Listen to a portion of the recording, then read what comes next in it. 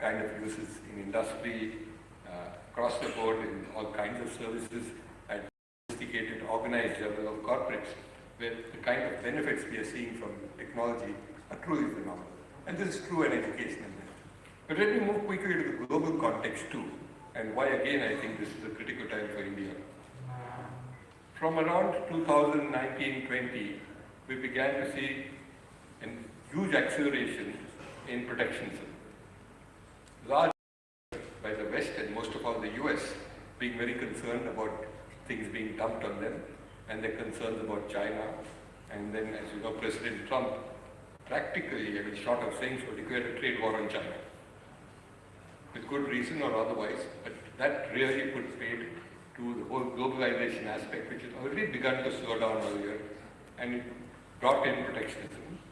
One fallout, of course, was people who took economic protectionism into nationalistic fervor. And you could again see this around the world, right from the Philippines through Turkey, through Hungary, right to the US, where leaders were protectionist of their economy, also became strongly nationalist, and the two combined together to mean that deglobalization was accelerating. This meant a lot for trade slowing down, and that context of moving away from global to trying to do things in your own country only began to slow down the global economic growth. Then came COVID, and that completely disrupted everything from whatever global supply chains there were, to trade, to production. And again, the impact was huge in the global context. And immediately after that, we had the problem in Ukraine. And that has again affected the global economic scenario, particularly for fuel and food and fertilizer. We have weathered it very well, but some countries have taken a really hard hit, and including the developed countries in Europe, where inflation is roaring and growth in economy is stagnating to turning negative. And finally, you have the much slow-burning fuse, you might say, of climate change and what it's creating. And while the disastrous impact in global sense may take some years, we are seeing huge localized impact because of extreme weather conditions.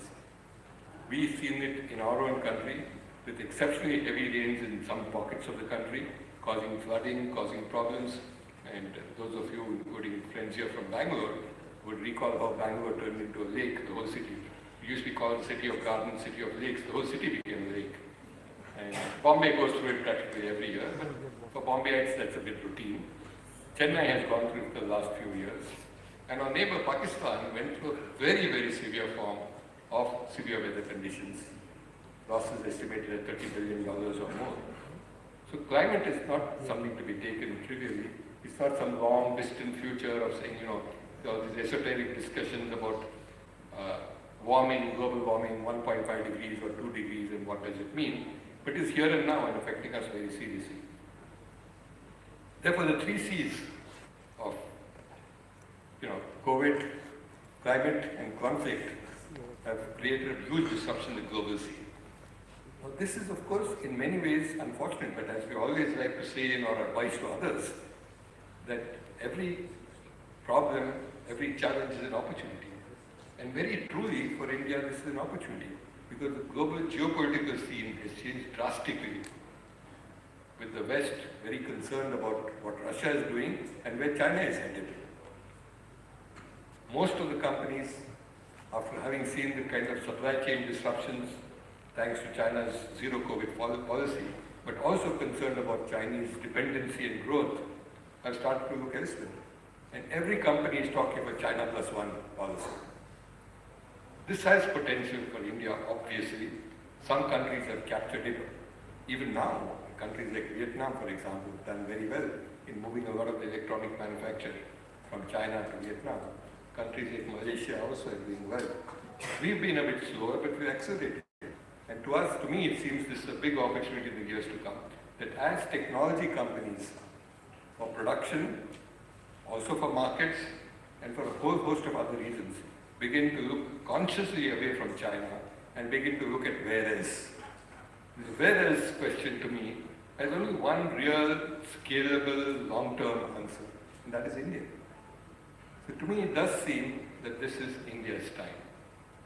So long elaboration on that, but to me, India's time and technology make this India's decade, a technical decade, where we really look at what technology can do. How can we develop it? How can we innovate? How can we use it? And how can we begin to capture world markets even as we serve our own market and improve the life of our people? So I think these are the big opportunities that come in this decade, which is why this seems to be very decisive. And if we can get this going, we are going to be on a sort of positive momentum, a positive feedback cycle, which is going to drive us forward. As we saw in the period of the first decade of this century, when as growth accelerated, as incomes increased, as government revenues increased, it was all fed back into a positive feedback loop that led to greater growth, more investment, more consumption, more production, more investment.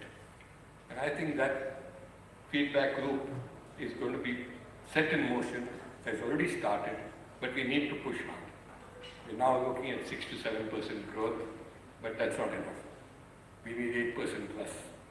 And that's really of concern, that how do we ensure that? But let me put a reality check here briefly. Even if we have 8% growth, we're not even at 4 today, just over 3. So phenomenal growth from 3 or 4 to maybe 30, maybe a little more. But I think we need to be clear on two things. One is that the 40 billion by 2040, which somebody has said, is possible depending on what you assume. You count inflation, you take nominal or what. Comparison 1 to 1, where we are today, exchange rates today, not even today, 2 years back when the exchange rate was better in our favor, to a growth of 8%. It will take us to not very much more than 35 trillion dollars by 2050. At that time, if the Chinese economy grows only at 4% over the next 20-25 years, so half our growth rate, right now they're worse off, but they should be able to manage 4%. They will yet be double our size. So we need to again put this in context that even with phenomenal growth, we are not going to be number one, but we are going to be big and large and very important, both economically and geopolitically, provided we can drive that growth. And what is going to drive this growth? We talk of demographic dividend, and I won't dwell too much on that, but that comes about only if the demographic dividend, the huge bulge in the youth and working age population, is skilled and productive. If they're unemployed, they're not going to be productive. In fact, they're going to be a problem. And if the numbers are very large, it could result in social problems and disruption, and therefore a negative feedback cycle in the economy. Every time you have a social disruption, production goes down, economic growth slows, jobs go away instead of adding. So while the opportunity is there, there are yet issues which we need to tackle seriously. And to me, partly as an optimist, but partly at having looked at history and what we've been able to do, the answer comes from technology. Let me first say it's not a silver bullet, it's not a magic solution, it's not the prescription that will solve all our problems, but technology, combined with the capabilities we have in other areas, combined with proper, you might say, social policies, would enable us to use technology to create wealth, to create jobs, to create employment, and most importantly, to create equity and inclusiveness. But this requires, as I said, a lot of shaping and doing. The first part is easier, to create wealth from technology. I'm pretty sure that will happen, in fact, almost certain it will happen. But where does it get distributed? Does it create greater equity? Very importantly, does it create more jobs? Because you can't afford to have 100 million people jobless and expect that our social fabric will stay what it is, especially if it's continued joblessness. People today are far more conscious, far more active. I talked of the positives of what you can do today with apps on a cell phone. That can also be a negative if things begin to get out of hand. So it seems to me that we have to plan our policies properly. Technology will drive it, but unless you shape it, unless you make that vector go in a particular direction, it might be a loose cannon that takes off in ways which are not desirable. So to me, it seems that we need to make sure that we combine these very well. The technology drive with a lot of other things that help us to use that technology, with policies that make sure that we build in inclusiveness and equity. Only that can assure the kind of long-term growth we need over 30 or 40 years. It's not a matter of seeing what's the growth next year. It's really looking long-term. So to me, that's the kind of perspective which would matter as we go forward. So technology will help us in what I like to think of as the 5 E's. I talked earlier of the 3 C's: conflict, COVID, and climate change. There are 5 E's in which it seems to me that technology would be a huge contributor. The first is economic, and I spent some time talking of that already, so I need not dwell further on that. The second is really in relation to what you might call employment in the broadest sense, and that covers jobs, it covers livelihoods, it covers a whole host of other things. So that would be the second. The third would be something which I've spoken a little bit about, which is empowerment.